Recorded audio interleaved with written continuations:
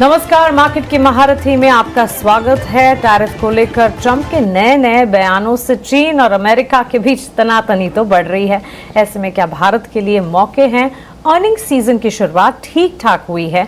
वहीं एफआईआईज भारत की ओर मजबूती का रुख अपना रहे हैं। उसके बाद टू अर्ली टू से, क्योंकि कुछ खरीदारी के सेशंस के बाद वापस एफआईआईज की बिकवाली के आंकड़े भी आए हैं।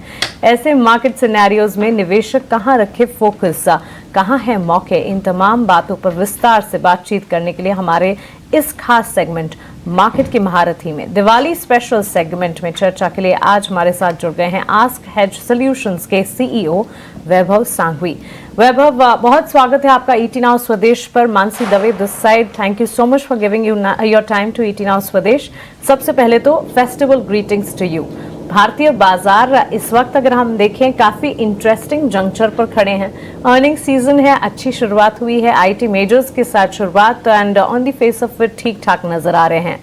फेस्टिवल डिमांड का बूस्ट हमें मिल चुका है जीएसटी रेट रैशनलाइजेशन से ही, और वहां से आगे अब कंजम्पशन थीम है जो कि वर्कआउट हो रही है। विदेशी बाजार से उठापटक है जरूर, लेकिन ओवरऑल डोमेस्टिक मार्केट को आप कैसे देखते हैं वैभव?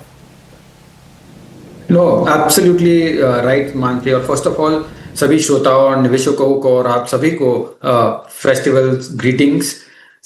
सेकेंडली, जैसे आपने समराइज किया कि from a domestic perspective GST की बहुत बड़ी सपोर्ट आई है। दूसरा, अर्निंग सीजन आई थिंक थोड़ा बेटर नोट पे चालू हुआ है। Secondly, I think more importantly हमने लास्ट थोड़े दिनों से हम देख रहे हैं कि एफपीआई फ्लोज भी स्टेबलाइज हो रहे हैं। नाउ हम अगर नेक्स्ट 12 to 24 मंथ्स देखते हैं तो हमें लगता है कि यहाँ पे मार्केट बहुत ही इंटरेस्टिंग जोन में है, और प्रॉब्ली आई वुड से कि इन्फ्लेक्शन जोन पे है at this point in time. हम क्यों कह रहे हैं कि क्योंकि because there are two important events which are happening. One, अगर हम ग्लोबल फैक्टर्स को मद्देनजर रखते हैं तो वन के वो Fed is on the decreasing rate scenario के रेट्स आगे जाके वो घटा रहे हैं। और दूसरा जो बहुत ही इंटरेस्टिंग है कि कल एक स्टेटमेंट आया है कि लिक्विडिटी और प्रॉबेबली जो टाइटनिंग क्वांटिटेटिव टाइटनिंग प्रोग्राम जो कर रहे थे 2022 के बाद, वो फेड गवर्नर कह रहे हैं कि हम टुवर्ड्स द एंड आ रहे हैं वो क्वांटिटेटिव टाइटनिंग प्रोग्राम्स को लेके। सो जब भी ऐसा दौर आता है, जब सिचुएशन आती है जब क्वांटिटेटिव टाइटनिंग नहीं हो रहा है और इंटरेस्ट रेट्स डिक्रीज हो रहे हैं, तब हम देखते हैं कि जनरली इमर्जिंग मार्केट्स में फ्लोज काफी बढ़ते हैं। और जब इमर्जिंग मार्केट्स में फ्लो बढ़ते हैं तो इंडिया एक बड़ा बेनिफिशियरी है। और खास करके जब अर्निंग्स रिकवरी की ओर जा रहे हैं तो हमें लगता है कि नेक्स्ट 12 to 24 मंथ्स मार्केट के लिए as compare to last 12 to 24 months काफी बेहतर रहने चाहिए। Good morning Vaibhav sir, Tripti Upadhyay this side. Sir, मेरा सवाल है इक्विटी से हटकर दूसरे एसेट क्लास की अगर बात करें, सोने और चांदी में लोगों का इन्वेस्टमेंट बढ़ रहा है, तो क्या रिटेल निवेशकों का फोकस अब इक्विटी से हट रहा है? आपकी नज़र में किन सेक्टर्स में अभी वैल्यू इन्वेस्टिंग के बेहतर मौके बने हुए हैं? गोल्ड और सिल्वर की बात करते हैं, कमोडिटीज की बात करते हैं, जनरली रिटेल इन्वेस्टर माइंडसेट यही होता है कि जिसने बहुत ही बेहतरीन किया है लास्ट 12 मंथ्स में, उसी को जाके हम जाके निवेश करें उसमें। इनफैक्ट वो एरोनियस स्टेप रहेगा। Unfortunately at this point in time हम जो भी गोल्ड में तेजी देख रहे हैं वो काफी वो सॉवरेन प्रॉब्ली और सेंट्रल बैंक्स को लेके उसका कारण हम उसका आकलन कर सकते हैं। जब भी ये सॉवरेन बैंक्स या सेंट्रल बैंक्स उसका परचेज बंद कर देंगे तो पॉसिबिलिटी है कि वो थोड़ा एक अगली फेस आ सकता है, बट वी डोंट नो कि वो पीरियड कब तक रहेगा। So in absence of a fundamental asset class जो डिविडेंड पे नहीं करता है, जो जनरेट नहीं कर रहा है कोई इनकम, वो सीमित रखना चाहिए from a overall portfolio allocation से। लास्टली, जैसे आपने कहा from a sectoral perspective, I think अगर नेक्स्ट 12 to 24 मंथ्स देखते हैं तो हमें लगता है कि प्राइवेट बैंक्स एक आध 2 क्वार्टर्स में बॉटम आउट हो जाएंगे, बट बड़ी स्टोरी रहेगी consumption for the next 12 to 24 months.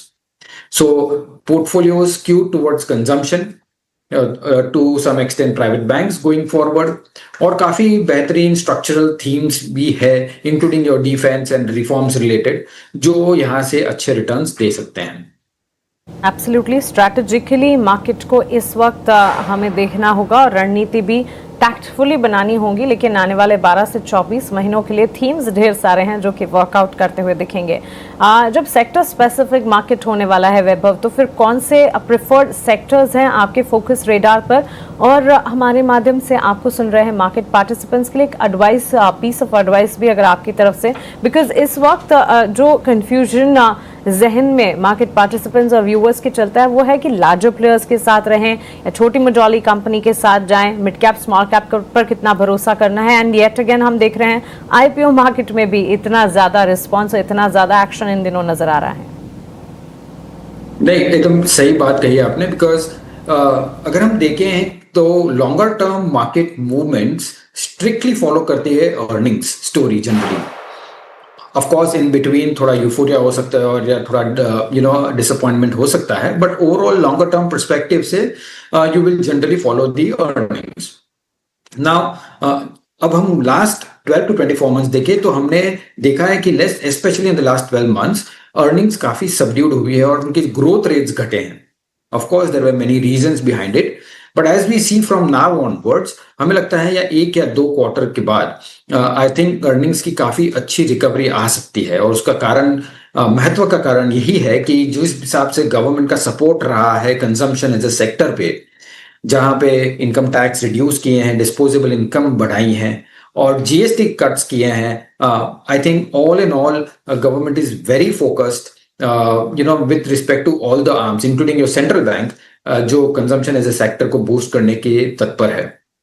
सो हमें लगता है कि ये सेक्टर में काफी अच्छी अपॉर्चुनिटीज मिलेगी आपको नेक्स्ट 12 to 24 मंथ्स।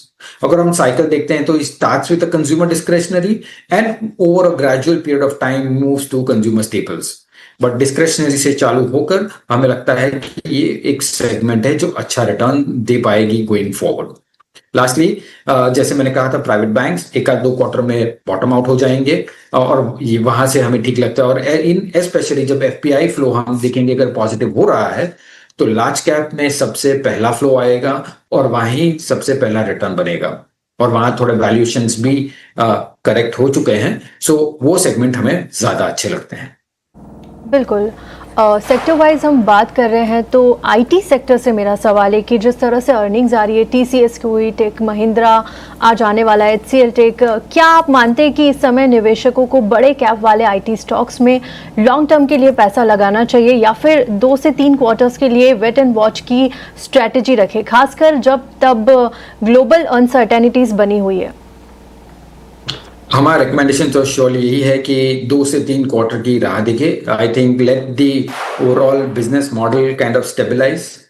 हम अगर एक क्वार्टर की बात करते हैं तो एक क्वार्टर में हम देखे हैं कि काफी मार्जिन इंप्रूवमेंट हुई है, खास करके करेंसी डिप्रिसिएशन के कारण, नॉट बिकॉज के आपका रेवेन्यू काफी इंक्रीज हुआ और ऑपरेटिंग लेवरेज मिला है यहाँ पे।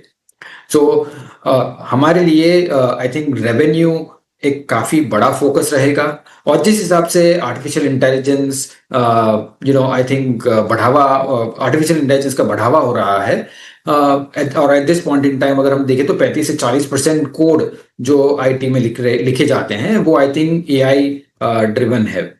सो हमें लगता है कि overall revenue I think pressure में रहेंगे ओवर द नेक्स्ट 12 मंथ्स। काफी बिजनेस मॉडल इवॉल्व भी होंगे। सो इसलिए हम थोड़ा कॉशियस स्टैंड ले रहे हैं और वेट करेंगे एटलीस्ट 2 से 3 क्वार्टर के किस बाजू और किस करवट बैठता है overall AI. Absolutely, IT shares पर फोकस लगातार है ही और आईटी मेजर्स और साथ साथ मिड कैप आईटी प्लेस में लगातार एक्सपर्ट्स का भी ये नजरिया है कि वेट एंड वॉच का आउटलुक कॉशियस ट्रेंड जरूर बरकरार रखें। हालांकि मिड कैप आईटी प्लेस में थोड़ा कन्विक्शन जरूर देखने को मिल रहा है। अब वैभव, इसके अलावा भी सेक्टर स्पेसिफिक इन दिनों कई सारे ऐसे सेक्टर्स हैं जिस पर लगातार बात हो रही है, of course on the back of news flows जो एब्सोल्यूट है, जैसे आईटी सेक्टर हो गया, कंजम्पशन थीम हो गया, लेकिन इन सब के साथ साथ कुछ अलग थलग सेक्टर्स जैसे कि डिफेंस हैं, फार्मा हेल्थ केयर, डायग्नोस्टिक हैं। ऐसा नहीं है कि यहाँ खबरें नहीं है, लेकिन कंजम्पशन और आईटी में खबरें इतनी ज्यादा हैं कि उन पर ज्यादा चर्चा हो रही है। How do you see these sectors? अब फार्मा की ही बात करें, सब सेक्टर्स कई सारे हैं, जस्ट नॉट फार्मा, लेकिन इसमें pharma, health care, diagnostic, hospital, CRAM, CDMO, क्या कुछ नहीं है। कैसे देख रहे हैं इन अलग थलग सेक्टर्स को आप? See, in a way, I think अगर यूएस का एक बड़ा वेरिएबल है जो नहीं रहता है, तो I think pharma in absence of एक बड़ा ड्रग था जो रेवलिमिड करके था, आई थिंक उसके कारण हमने काफी इम्पेटस देखा था अर्निंग्स में for the last 1 to 2 years। I think वो इम्पेटस थोड़ा कम हो रहा है और ऐसी कंपनियां देखनी होगी जहां product profile, product approvals very diversified है और आगे जाके हम देख भी सकते हैं। So from a generic perspective US एक बड़ा वेरिएबल है। सेकेंड, रेवलिमिट, जो भी कंपनी में रेवलिमिट को डाइवर्सिफाई किया गया है अलग अलग प्रोडक्ट्स से, वो कंपनियां देखनी चाहिए। और specially lastly on the domestic pharma, I think that is a cash cow over a gradual period of time, ये steady compounders है over a longer period of time।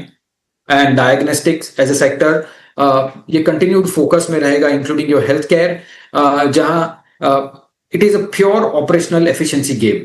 जैसे आपका within the same kind of infrastructure additional revenue होता है, तो वो straight away bottom line में जाता है generally। So I think that is a sector to be played for a longer period of time। It's a very diversified sector in that sense। You have to choose from a bottom-up perspective, on an overall basis। वैभव, बहुत शुक्रिया आपका हमारे साथ जुड़ने के लिए, सवालों के जवाब देने के लिए और भारतीय बाजार पर विस्तार से अपने फंडामेंटल टेक्स हमारे साथ शेयर करने के लिए। Once again festival greetings to you and your family, और फिर से हमारे साथ जुड़ने के लिए शुक्रिया। Have a nice day to you. Thank you. और चलिए इसी के साथ 10 के बाजार मार्केट की महारथी को हम यहीं समेटने जा रहे हैं। फिलहाल मुझे और तृप्ति को दीजिए इजाजत, लेकिन ब्रेक के उस पार मार्केट का एक्शन लगातार जारी है। आप बने रहें हमारे साथ।